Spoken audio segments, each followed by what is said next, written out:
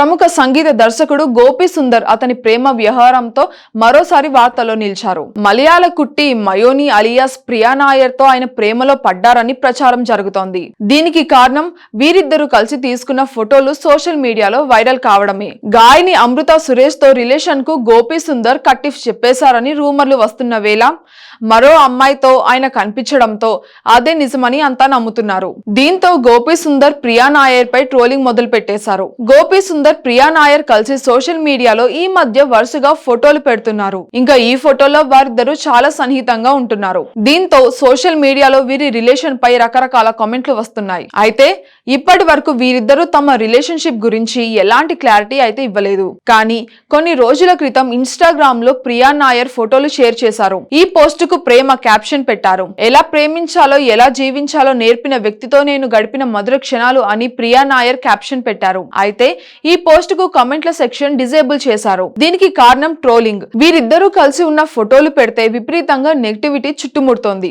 అందుకే ఆమె కామెంట్ల సెక్షన్ ను డిజేబుల్ చేశారు. ఇంత భయపడుతున్నారంటే ఏదో ఉంది మరి.